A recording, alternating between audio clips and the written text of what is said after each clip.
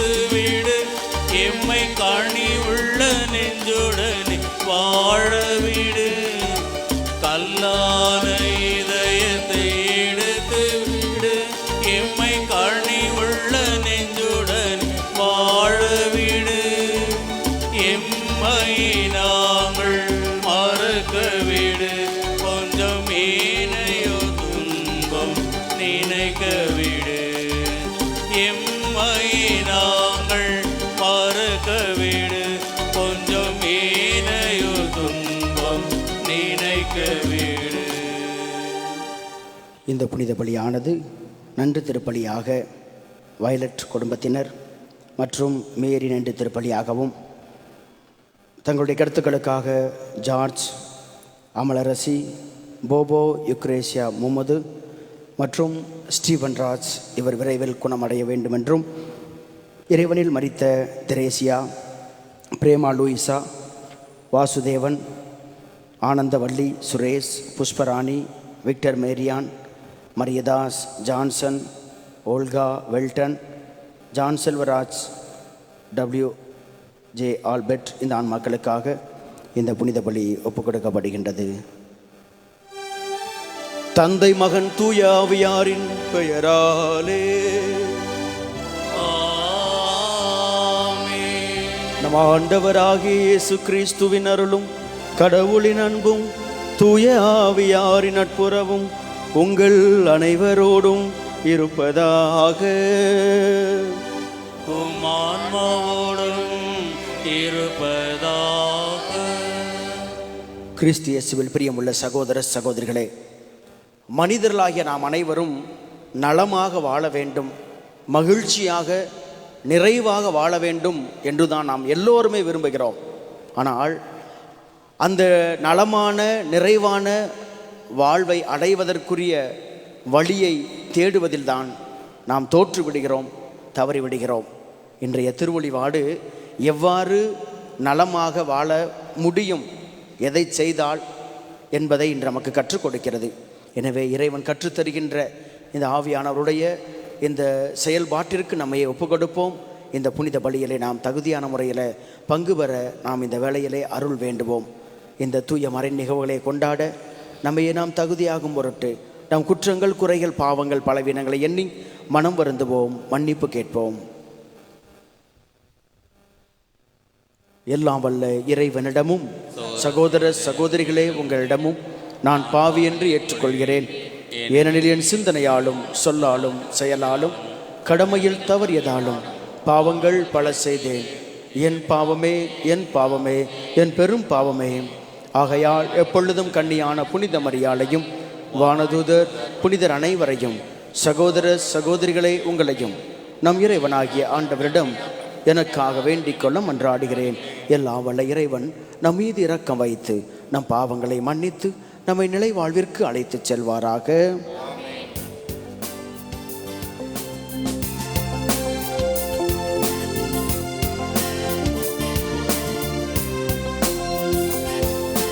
ஆண்டவரே இரக்கமாயிரும்.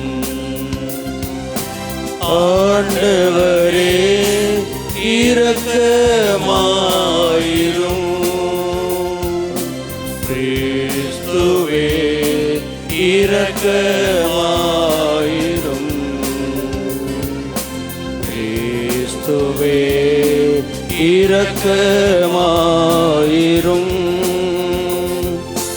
ஆண்டவரே இரக்கமாயிரும்.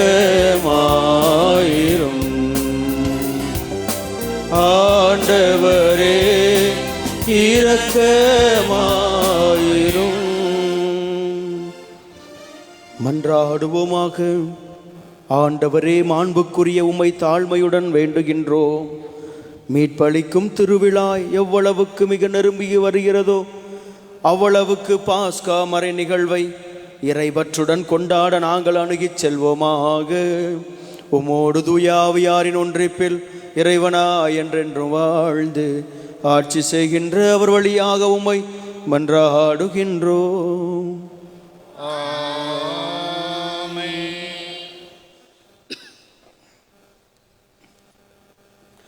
தங்களின் கடவுளாகிய ஆண்டவரின் குரலை கேளாத மக்களினும் இதுவே. இறைவாக்கினர் எரேமியா நூலிலிருந்து வாசகம். ஆண்டவர் கூறியது, நான் இஸ்ராயேல் கொடுத்த கட்டளை இதுவே. என் குரலுக்கு செவி கொடுங்கள், அப்பொழுது நான் உங்களுக்கு கடவுளாய் இருப்பேன், நீங்கள் எனக்கு மக்களாய் இருப்பீர்கள். நான் கட்டளையிட்ட நெறிகள் அனைத்தையும் கடைப்பிடியுங்கள், அது உங்களுக்கு நலம் பயக்கும். அவர்களோ செவி சாயக்கவும் இல்லை, கவனிக்கவும் இல்லை. பிடிவாத குணமுடைய அவர்களின் தீய உள்ளத்தின் திட்டப்படி நடந்தார்கள். முன்னோக்கி செல்வதற்கு பதில் பின்னோக்கி சென்றார்கள். உங்கள் மூதாதையர் எகிப்து நாட்டிலிருந்து வெளியேறிய நாளிலிருந்து இன்று வரை ஒவ்வொரு நாளும் தொடர்ந்து என் ஊழியர்களாகிய இறைவாக்கினர்களை உம்மிடம் அனுப்பியுள்ளேன். அவர்களோ எனக்கு செவி சாய்க்கவில்லை, கவனிக்கவும் இல்லை. முரட்டு பிடிவாதம் கொண்டு தங்கள் மூதாதையரை விட அதிக தீச்செயல் செய்தனர். நீ அவரிடம் இச்சொற்களை எல்லாம் கூறுவாய், அவர்களோ உனக்கு செவி சாய்க்க மாட்டார்கள். நீ அவர்களை அழைப்பாய், அவர்களோ உனக்கு பதில் தர மாட்டார்கள். தாங்களின் கடவுளாகிய ஆண்டவரின் குரலை கேளாத அவர் தண்டித்தும் திறந்தாத இனம் இதுவே என அவரிடம் சொல். உண்மை அழிந்து போயிற்று, அது அவர்கள் வாய் நின்று அகன்று போயிற்று. இது ஆண்டவர் வழங்கும் அருள்வாக்கு. இறைவனுக்கு நன்றி. பின்வரும் ஒரு பதிலுரை பாடல். உங்கள் இதயத்தை கடினப்படுத்தாதீர், ஆண்டவர்களை கேட்டிடுவீர். உங்கள் இதயத்தை கடினப்படுத்தாதீர், ஆண்டவர் குரலை கேட்டிடுவீர். வாருங்கள், ஆண்டவரை புகழ்ந்து பாடுங்கள். நமது மீட்பின் பாறையை போற்றி ஆர்ப்பரியுங்கள். நன்றியுடன் அவர் திருமுன் செல்வோம், புகழ்பாக்களால் அவரை போற்றி ஆர்ப்பரிப்போம். உங்கள் இதயத்தை ஆண்டவர் குரலை கேட்டிடுவீர். வாருங்கள், தாழ் பணிந்து அவரை தொழுவோம். நம்மை உருவாக்கிய ஆண்டவர் முழந்தாளிடுவோம். அவரே நம் கடவுள், நாமும் அவரது மேய்ச்சலின் மக்கள். நாம் அவர் பேணி காக்கும் ஆடுகள். பதில். உங்கள் இதயத்தை கடினப்படுத்தாதீர், ஆண்டவர் குரலை கேட்டிடுவீர். இன்று நீங்கள் அவரது குரலுக்கு செவி கொடுத்தால் எத்துணை நலம். அன்று மெரிபாவிலும் பாலை நிலத்தில் மாசாவிலும் செய்தது போல் உங்கள் இதயத்தை கடினப்படுத்திக் கொள்ளாதீர்கள். அங்கே உங்கள் மூதாதையர் என்னை சோதித்தனர், என் செயல்களை கண்டிருந்தும் என்னை சோதித்து பார்த்தனர். பதில். உங்கள் இதயத்தை கடினப்படுத்தாதீர், ஆண்டவர் குரலை கேட்டிடுவீர். ஆண்டவரிடம் நிற்போம். ஆயந்த மந்தையை காப்பது போல ஆண்டவர் நம்மை காக்கின்றார்.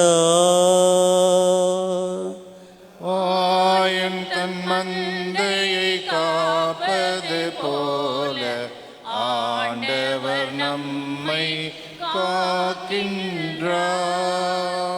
இப்பொழுதாவது உங்கள் முழு இதயத்தோடு என்னிடம் திரும்பி வாருங்கள், ஏனெனில் நான் அருள் நிறைந்தவர் இரக்கமும் மிக்கவர் என்கின்றார் ஆண்டவர்.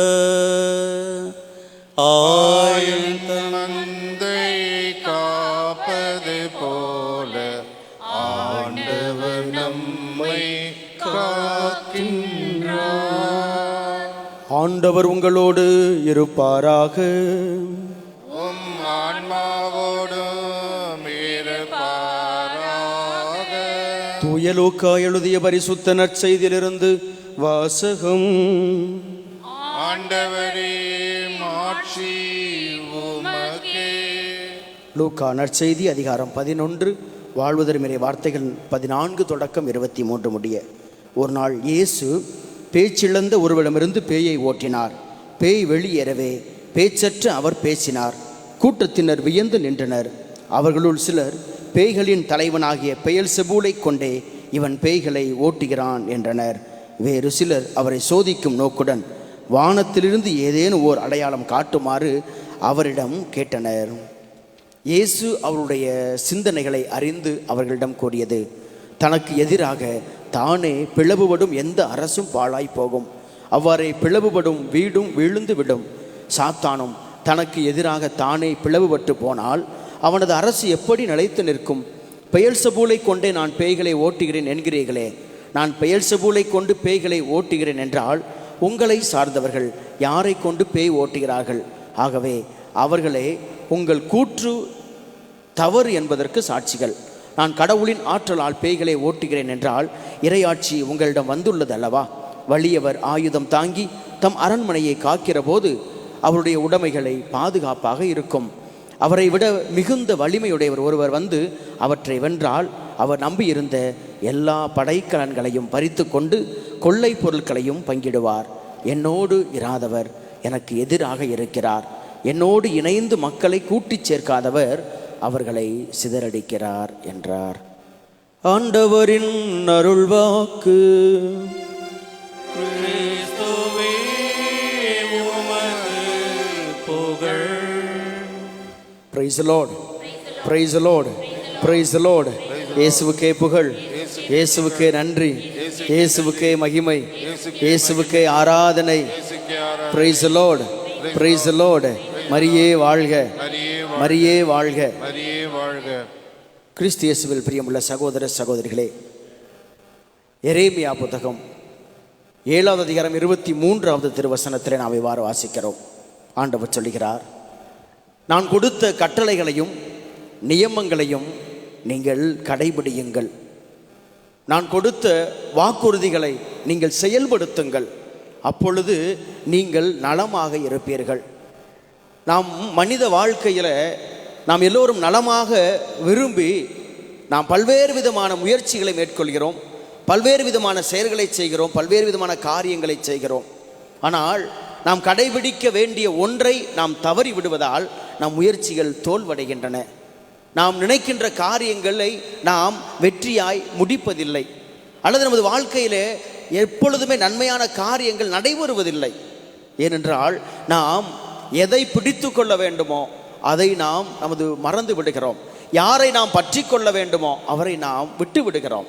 கடவுளை பற்றி கொண்டு கடவுளுடைய கட்டளைகளை, வார்த்தைகளை, ஒழுங்குமுறைகளை, அவருடைய திருச்சட்டங்களை, நியமங்களை நாம் கடைபிடிக்கின்ற பொழுது நமது வாழ்க்கை நலமாக இருக்கும், நமது வாழ்க்கை மகிழ்ச்சியானதாக இருக்கும், நமது வாழ்க்கை வளமுள்ளதாக இருக்கும், நமது வாழ்க்கை ஆசீர்வாதமிக்கதாக இருக்கும்.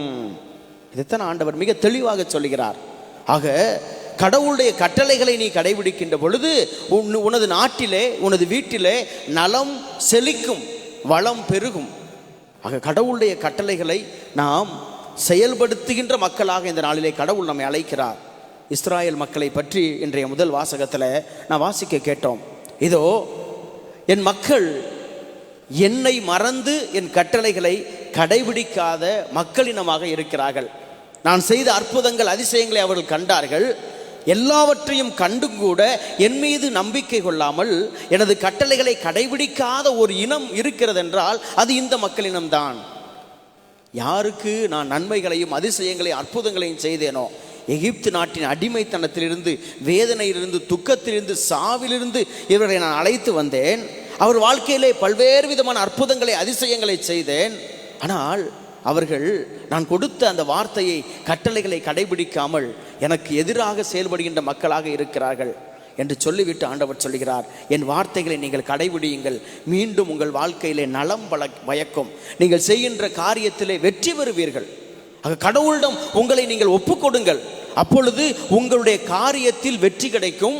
நீங்கள் எடுக்கின்ற முயற்சிகளிலே நீங்கள் ஆசீர்வாதத்தை பெறுவீர்கள். இந்த ரெண்டு தான் நமது வாழ்க்கையிலே வெற்றியை பெறுவதற்கும், வளமாய் மகிழ்ச்சியாய் நிறைவாய் வாழ்வதற்கும் கடவுளை பற்றி கொள்ள வேண்டும். இந்த உலகத்தை அல்ல, கடவுளை பற்றி கொள்ள வேண்டும். இரண்டாவதாக, கடவுளை பற்றி கொள்ளுதல் என்பது அவருடைய வார்த்தைகளை கடைபிடித்தல்.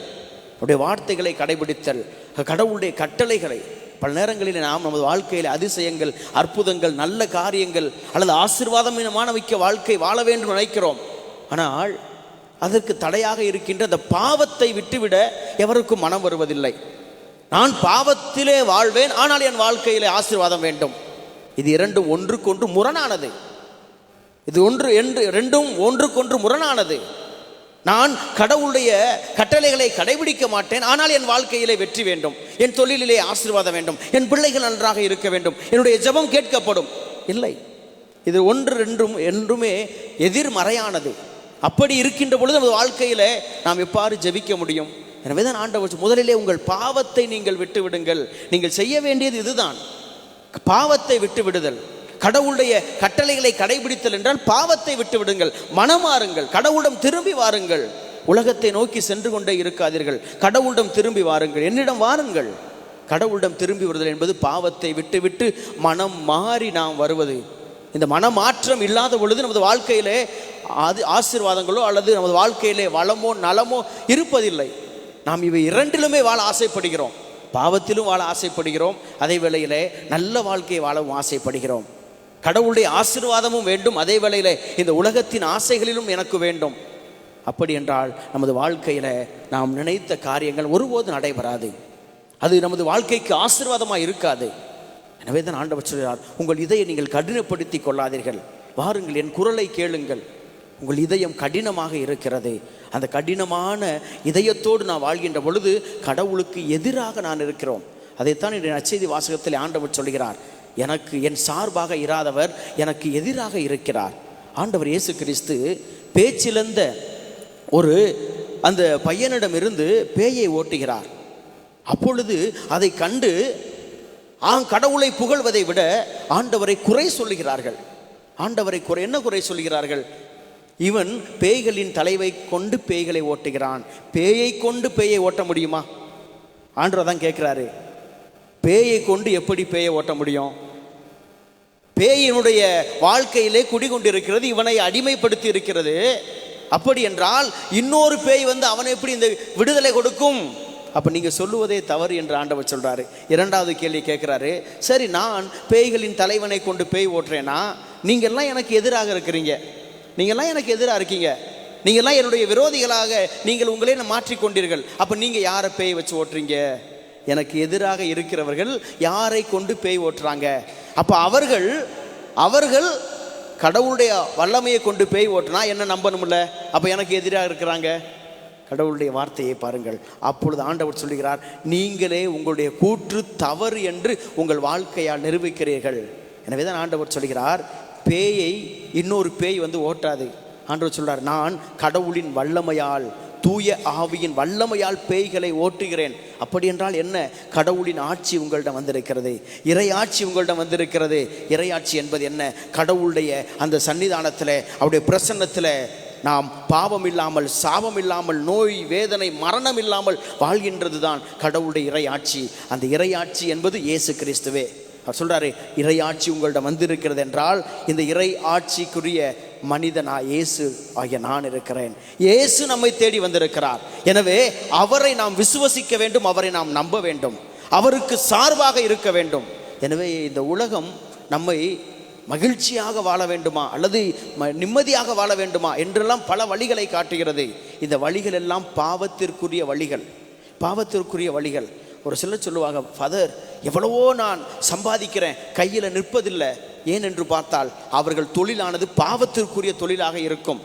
நிச்சயம் அப்படி இருக்கின்ற பொழுது நிச்சயம் நம்ம வாழ்க்கையில் அந்த நாம் சம்பாதித்த காசோ நமது பணமோ எதுவும் நிற்பதில்லை. அதே வேற கடவுளுடைய நாட்களுக்கு, கடவுளுடைய வார்த்தைகளுக்கு முக்கியத்துவம் கொடுப்பதை விட ஒரு சிலருடைய வாழ்க்கையில் நான் பார்த்திருக்கிறேன், ஞாயிற்றுக்கிழமை கூட அவர் வேலைக்கு செல்லுவார்கள். கனடாவுடைய ஆஃபீஸ் அப்படிப்பட்டது, கடவுளுக்குரிய நாள். அந்த நாளிலே நான் சம்பாதித்து அதில் நான் வாழ வேண்டும் என்றால் நிச்சயமாக அது எனக்கு வாழ்க்கையின் ஆசீர்வாதமாக இருக்க போவதில்லை. என்ன வேண்டாம் நினைத்துக் கொள்ளுங்கள், நான் வாழ்கின்ற சூழ்நிலை எப்படி, நான் சேர்ந்திருக்கிற கம்பெனி எப்படி, அல்லது எனது வாழ்க்கை தரம் இப்படி இல்லை என்றால் இல்லை. ஒரு நாளிலே நாம் எதையும் இழக்கப் போவது, கடவுளை இழந்து விட்டு நாம் எதை சம்பாதிக்க போகிறோம்? அதை யாரும் நான் நினைப்பதில்லை. கடவுளை நாம் இழந்து விட்டு எதை சம்பாதித்து வைத்து இந்த வாழ்க்கையை காப்பாற்ற போகிறோம்? பல மனிதருக்கு தெரியவில்லை. கடவுளை நாம் இழந்து கொண்டிருக்கிறோம். அன்புக்குரியவர்களே, கடவுளை சம்பாதித்துக் கொள்ளுவோம், கடவுளை சம்பாதிப்போம். நமக்கு மட்டுமல்ல, நம் பிள்ளைகளுக்கு நாம் சம்பாதிப்பது தான் நமது பிள்ளைகளுக்கு ஆசீர்வாதம். பெற்றோர்களுடைய ஆசீர்வாதம் பிள்ளைகளுக்கு 3ஆம் தலைமுறை வரை போய் சேரும். அதே போல் உங்களுடைய பாவங்களும் பிள்ளைகளுக்கு 3ஆம் தலைமுறை வரை நிற்கும். நீங்கள் எதை சம்பாதிக்கிறீர்கள்? கடவுளை சம்பாதிக்கிறீர்களா? அல்லது இந்த உலகத்தினுடைய காரியங்களை நீங்கள் சம்பாதிக்கிறீர்களா? கடவுளை சம்பாதியுங்கள், கடவுளுக்கு சார்பாக நில்லுங்கள், கடவுள் மீது விசுவாசம் கொள்ளுங்கள், அவருடைய கட்டளைகளை கடைபிடியுங்கள், பாவத்தை விலக்கி நன்மையை செய்ய கற்றுக்கொள்ளுங்கள். அதுதான் கடவுளுடைய ஆசீர்வாதத்தின் அடையாளம். இறைவனுடைய கட்டளைகளை கடைபிடிப்போம். நமது வாழ்க்கையிலே நலம், வளம், ஆசீர்வாதம் பெறுவோம். ஆமேன்.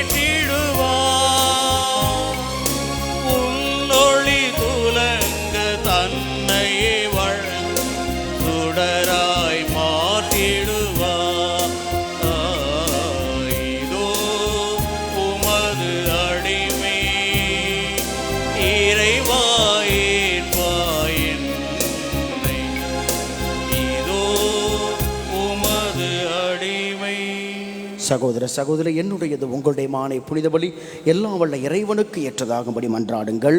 ஆண்டவர் தம் திருப்பெயரின் புகழ்ச்சிக்காகவும் ஆட்சிக்காகவும் நமது நன்மைக்காகவும் புனித திராவை அனைத்து நலனுக்காகவும் உமது கையிலிருந்து பலி ஏற்றுக்கொள்வாராக. ஆண்டவரே, உமக்களின் காணிக்கைகளை உமக்கு உகந்தனவா இருக்குமாறு அவர்களை பாவ கரைகள் அனைத்திலிருந்தும் தூய்மைப்படுத்தி அருள உம்மை வேண்டுகின்றோம். போலி இன்பங்களில் சிக்கிக் கொள்ளாமல் உலக ஆசைகளில் எங்களை தொலைத்து விடாமல் உம்மக்களை காப்பாற்றி உமது உண்மை கைமாறை பெற்றிட உறுதி அளிப்பீராக. எங்கள் ஆண்டவராகிய கிறிஸ்து வழியாக உம்மை மன்றாடுகின்றோம். ஆண்டவர் உங்களோடு இருப்பாராக.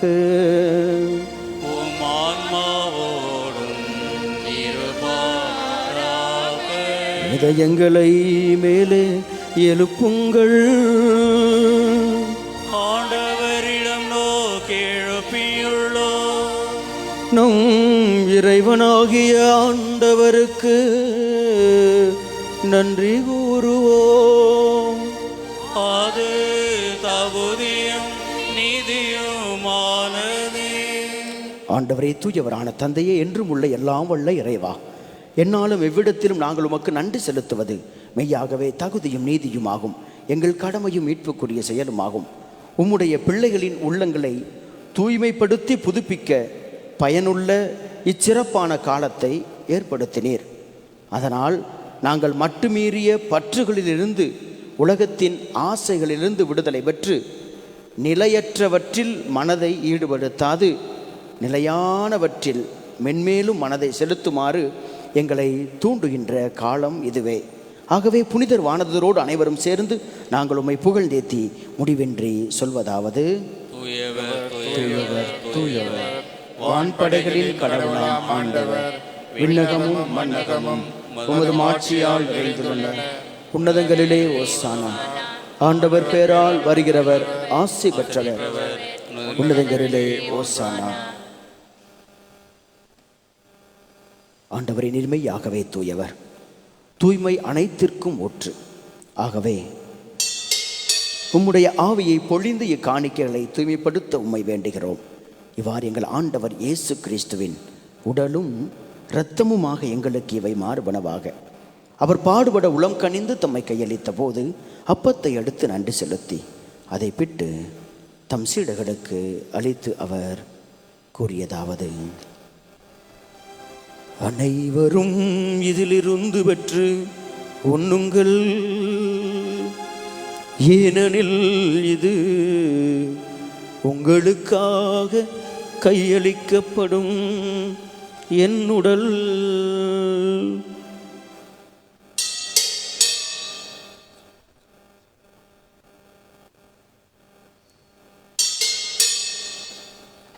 அவ்வண்ணமே இரவு விருந்தை அருந்திய பின் கிண்ணத்தையும் எடுத்து மீண்டும் உமக்கு நன்றி கூறி தம் சீடர்களுக்கு அழைத்து அவர் கூறியதாவது: அனைவரும் இதிலிருந்து பெற்று பருகுங்கள், ஏனெனில் இது புதிய நிலையான உடன்படிக்கைக்கு உரிய என் இரத்தத்தின் கிண்ணம்.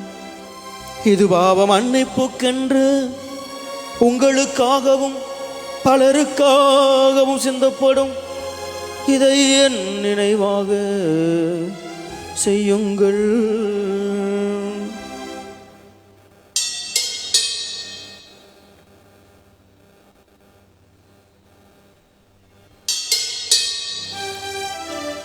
நம்பிக்கையின் மறைபொருள். ஆண்டவரே, நீ வரும் அளவும் உமது இறப்பினை அறிக்கையிடுகின்றோம், உமது உயிர்ப்பினை எடுத்துரைக்கின்றோம்.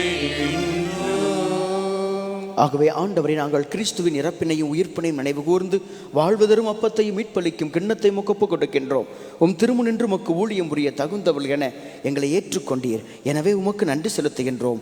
மேலும் கிறிஸ்துவின் உடலிலும் இரத்தத்திலும் பங்கு கொள்ளும் எங்களை தூய ஆவியார் ஒன்று சேர்க்க வேண்டும் என உமை தாழ்மையுடன் மன்றாடுகின்றோம். ஆண்டவரே, உலகெங்கும் பரவியிருக்கும் உமது திரு அவையை நினைவு கூர்ந்தருளும். எங்கள் திருத்தந்தை பிரான்சிஸ், எங்கள் ஆயர் பீட்டர், எல்லா திருநிலையினர் ஆகிய அனைவரோடும் இந்த புனித பலியை ஒப்புக் கொடுக்கின்ற ஒவ்வொருவரையும், ஒவ்வொரு குடும்பங்களையும், ஒவ்வொரு நன்றி எழுதுகளையும், அவருடைய கருத்துக்களையும், இதோ இந்த பலிபீடத்தின் முன்பாகவும் உமது திரு முன்னிலையிலே முழந்தால் படியிருக்கின்ற உம் பிள்ளைகள் ஒவ்வொருடைய கருத்துக்களையும், அவருடைய எண்ணங்களையும் ஏக்கங்களையும் ஆண்டவரே உமது திரு அவை அன்பில் நிறைவு வரச் செய்வீராக. மேலும் உயிர்த்தெழும் எதிர்நோக்குடன் துயில் கொள்ளும் எங்கள் சகோதரர் சகோதரிகளையும், இந்த புனித பலியை நினைவு கூறுகின்ற ஒவ்வொரு ஆன்மாக்களையும், இறந்தோர் அனைவரையும், எங்கள் குடும்பத்தில் மரித்த ஒவ்வொருவரையும் இரக்கத்துடன் நினைவு கூர்ந்து உமது திருமுக ஒளியினுள் ஏற்றலும். எங்கள் அனைவர் மீதும் இரக்கமாயிரும். கடவுளின் கன்னி தாயும் எங்கள் தாயும் பாதுகாவலியுமான புனித மரியா, எங்கள் ஆரோக்கிய தாய், உடைய கணவரான புனித யோசேப்பு, புனித திருத்தூதர்கள், இவ்வுலகில் உமக்கு உகந்தவராயிருந்த புனிதர்கள் அனைவருடனும் நாங்கள் நிலைவாழ்வில் பங்கு கொள்ளும் தகுதி பெற்று உம் திருமகன் இயேசு கிறிஸ்து வழியாக உம்மை புகழ்ந்தேத்தும் அறமருள உம்மை மன்றாடுகின்றோம். இவர் வழியாக, இவரோடு, இவரில் எல்லாம் வல்ல இறைவனாகிய தந்தையே, தூய ஆவியாரின் ஒன்றிப்பில் எல்லா புகழும் மாட்சியும் என்றென்றும் உமக்கு உரியதே.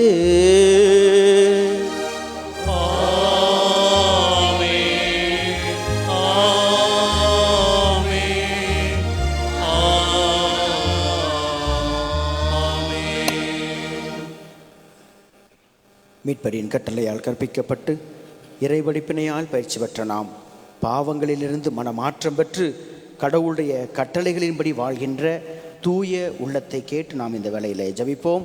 விண்ணுலகில் இருக்கிற எங்கள் தந்தையே, உமது பெயர் தூயதென போற்றப் பெறுக. உமது ஆட்சி வருக. உமது திருவுளம் விண்ணுலகில் நிறைவேறுவது போல மண்ணுலகிலும் நிறைவேறுக. எங்கள் அன்றாட உணவை இன்று எங்களுக்கு தாரும். எங்களுக்கு எதிராக குற்றம் செய்வோரை நாங்கள் மன்னிப்பது போல எங்கள் குற்றங்களை மன்னியும். எங்களை சோதனைக்கு உட்படுத்தாதேயும், தீமையிலிருந்து எங்களை விடுவித்தரலும். ஆண்டவரே, தீமைகள் அனைத்திலிருந்தும் எங்களை விடுவித்து எங்கள் வாழ்நாளில் அமைதியை கனிவுடன் அருள உம்மை மன்றாடுகின்றோம். உமது இரக்கத்தின் உதவியால் நாங்கள் பாவத்திலிருந்து எப்போதும் விடுதலை பெற்று யாதொரு கலக்கமுமின்றி நலமாயிருப்போமாக. நாங்கள் எதிர்நோக்கி இருக்கும் பேரின்பத்துக்காகவும் எம் மீட்பராகிய இயேசு கிறிஸ்துவின் வருகைக்காகவும் காத்திருக்கின்றோம். ஏனெனில் ஆட்சியும் வல்லமையும் ஆட்சியும் என்றென்றும் உமதே. ஆண்டவரே இயேசு கிறிஸ்துவே, அமைதியை உங்களுக்கு விட்டுச் செல்கிறேன், என் அமைதியையே உங்களுக்கு அளிக்கிறேன் என்றும் திருத்தூதர்களுக்கு மொழிந்தீரே. எங்கள் குற்றங்கள், குறைகள், பாவங்கள், பலவீனங்களை பாராமல் உமது திரு அவையின் நம்பிக்கையை கண்ணோக்கி உமது திருவுளத்துக்கு ஏற்ப அதற்கு அமைதியை ஒற்றுமை அளித்தல்வீராக. என்றென்று வாழ்ந்து ஆட்சி செய்கின்றவர் நீரே. ஆண்டருடைய அமைதி உங்களோடு என்றும் இருப்பதாக.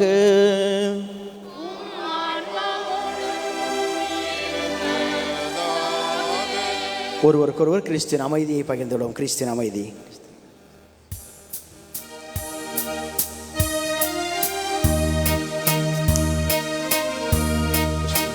உலகின் பாவம் போக்குகின்ற இறைவனின் செம்மறியே, என் மேல் இரக்கம் வையும். உலகின் பாவம் போக்குகின்ற இறைவனின் செம்மறியே, என் மேல் இரக்கம் வையும். உலகின் பாவம் போக்குகின்ற இறைவனின் செம்மறியே, எமக்கு அமைதி தந்தருளும் தந்தருளும் தந்தருளும். சாத்தானின் செயல்களை முறியடிக்கவே இறைமகன் தோன்றினார்.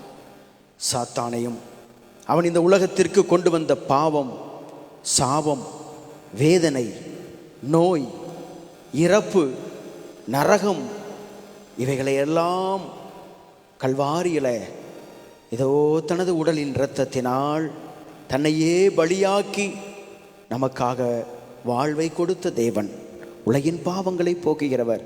இந்த செம்மறியின் விருந்துக்கு அழைக்கப்பட்டுள்ள நாம் அனைவரும் பேறு பெற்றோர். ஆண்டவரே, இல்லத்தில் எழுந்தருள நான் தகுதியற்றவன், அவன் வார்த்தை மட்டும் சொல்லிடும், எனது ஆன்மா நலமடையும்.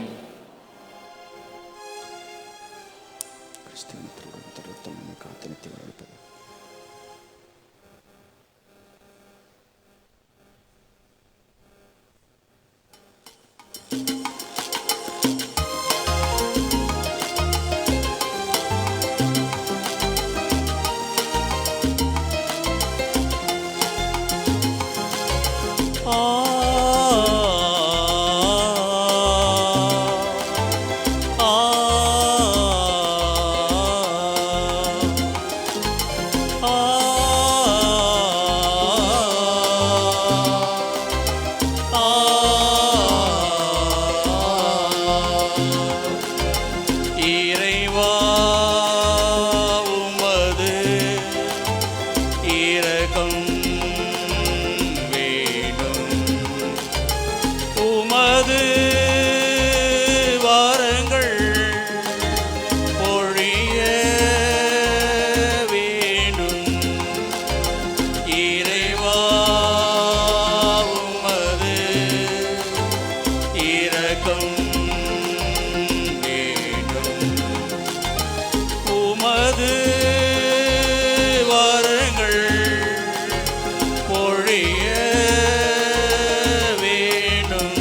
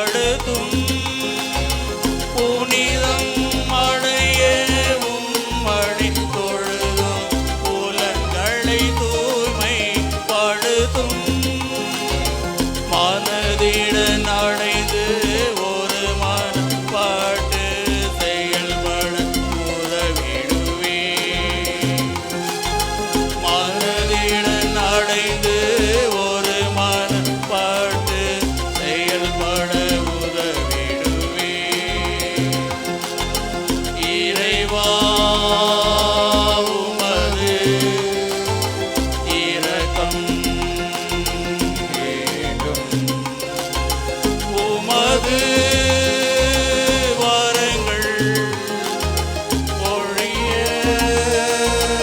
வேண்டும்.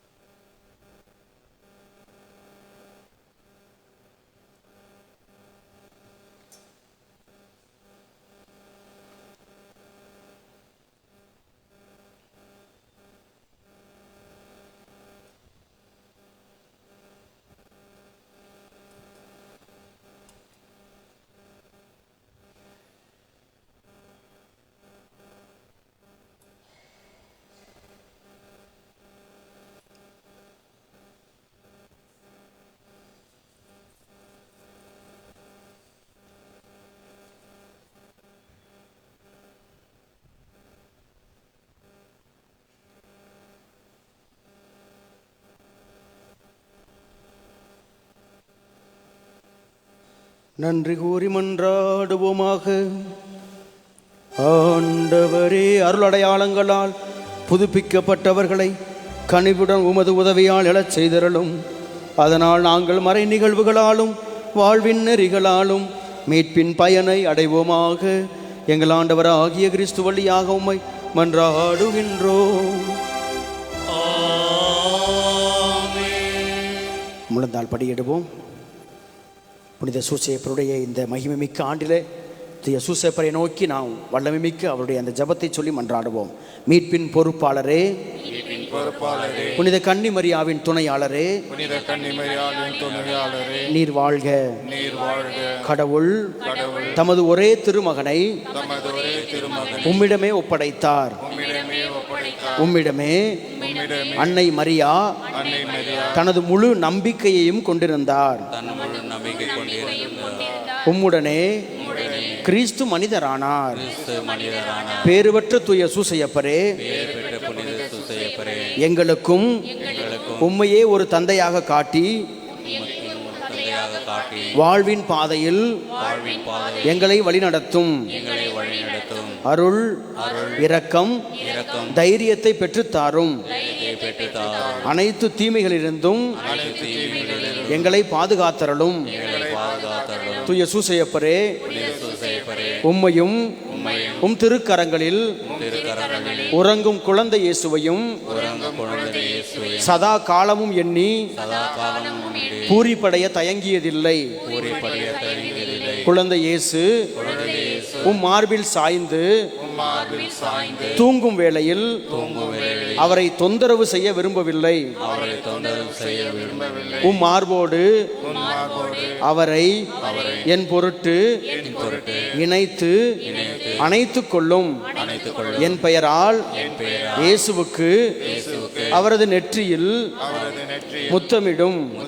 நான் இறக்கும் தருணத்தில் அந்த முத்தத்தை எனக்கு தரும்படி கூறும்.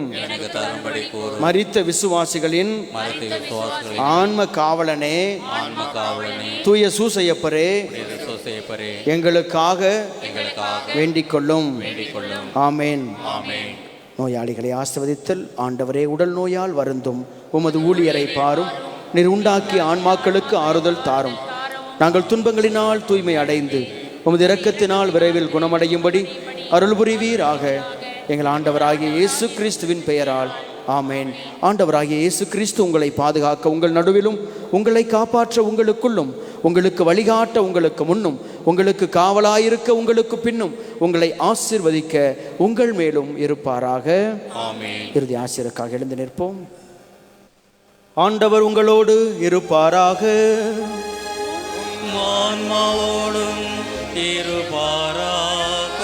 எல்லாம் வல்ல இறைவன், தந்தை, மகன், தூய ஆவியாரின் ஆசி உங்கள் மீது என்றென்றும் தங்கி உங்களை நிறைவாய் ஆசீர்வதித்து வழி நடத்துவதாக.